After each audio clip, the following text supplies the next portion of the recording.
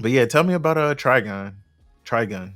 Yeah, so where I had left off, it might not even been halfway, but I mean, in general, it was like, the Cowboy Bebop or like shows where like every episode is just different than Hmm. like they don't necessarily connect super hard. Like it's telling its own little individual story. It was that idea every episode, and I was getting to the point where I was like, this is fine, but I kind of wish the main characters were like working towards something or trying to get somewhere or something. Because it's just like Vash is just trying to survive, but every little city he goes to, everyone's like, is that Vash the Stampede?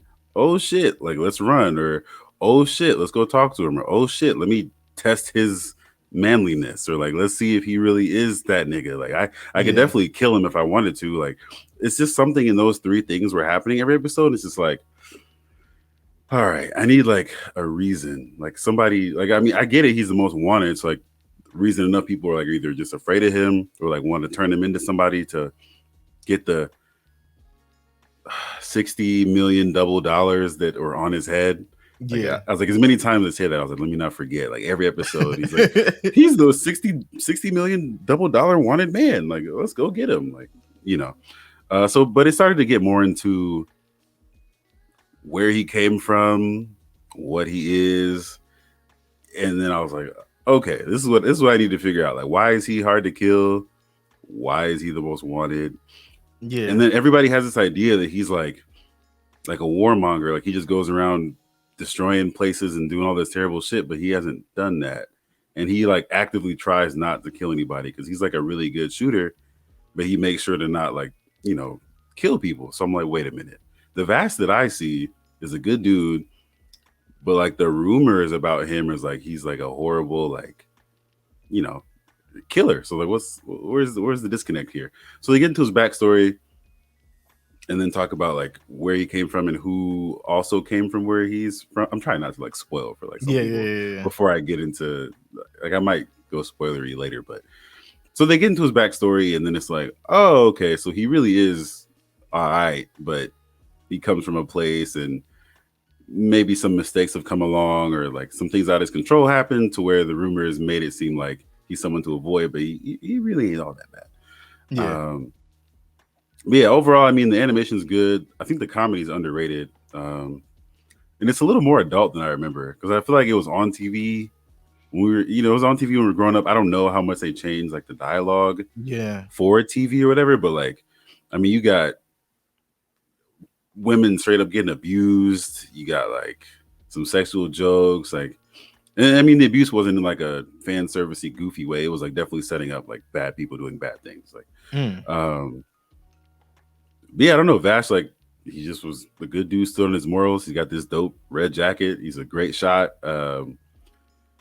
They had this preacher that has like he carries a cross that's wrapped up in like, Naruto, Samehada, that sword that's like wrapped up. Yeah. Yeah, dude has like a huge like Jesus size like life size cross that he carries, Oh my but like god. it's actually just like a big ass gun with guns on it.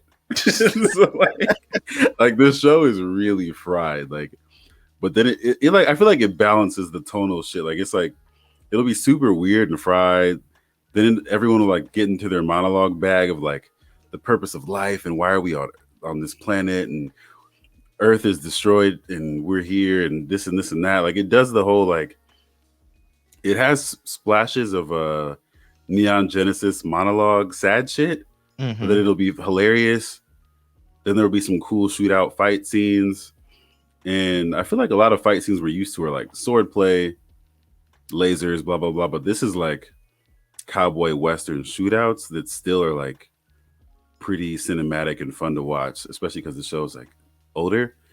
And I can't think of too many shows where just like normal shootouts, even though it's like a mix of cyberpunk western stuff going on. So Yeah. I think it balances that pretty well. But all in all, I will say if anybody has missed it, it's worth it. It's 26 episodes.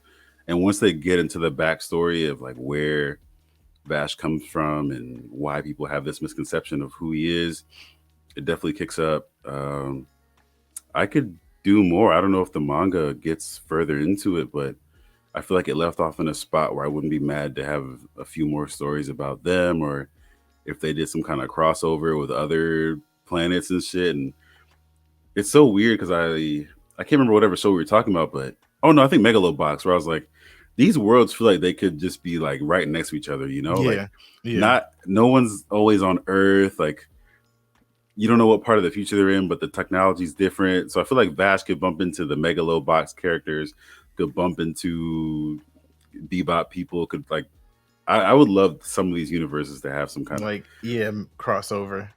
yeah, something. You could easily write a light story where they bump into each other. Because I mean, all of our Marvel and DCs, they do crossover little mini series and stuff that I haven't read a lot, but I see it happen all the time. So I'm like, we should get something.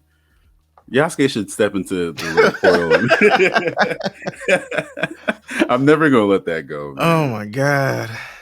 Samurai Jack hop into a portal, shake up with Yasuke, and then head over to the Megalo tournament and something crazy. I have not finished that shit. The last season. Yeah, Samurai Jack. Yeah, I feel like I have like 3 episodes or something stupid. And I feel like it's fire. It's very but I good. wanted to rewatch it. And I'm like, I might just do a summary because I feel like I should have watched it by now. Yeah, it's been a minute. But I feel like there was a lot of things I was watching at that time. And I wasn't like focused because I didn't have this to help me focus on like getting through stuff. Shit, yeah. Now I'm at a point where I'm trying to ration out. I told you my method with like other shows. So I'm trying to ration out my other shows before I go in a deep dive because I think I'm in the sub trenches again. Because I'm going to tackle on the second season of 91 Days. Okay. And there's a couple other things that I wanted to watch that are subbed. So I'm going to need I think I'm going to balance it out with Schitt's Creek. Yeah, I watched that a little bit. It's pretty. It's my style of humor. But yeah, to kind of get off Trigun, I think it literally went from like a 6.5 to like a 8 off of actually getting backstory and it trying to piece together what the hell was going on because it spent a lot of time just being random. But I mean, there's some dope ass character designs. The music is pretty good. Comedy's great. Good action, but yeah, the backstory getting kicked up saved it. So and sometimes a good backstory makes it rewatchable. No, I was even telling you that over text. Like with what I know now, I want to go back to the beginning and be like, oh, yeah, okay. Yeah. Like that's why they were reacting this way, or like that's why. Yeah, like it definitely. Yeah, it's no less than an 8. Definitely want to rewatch it. Definitely good length. But I would enjoy more of it. So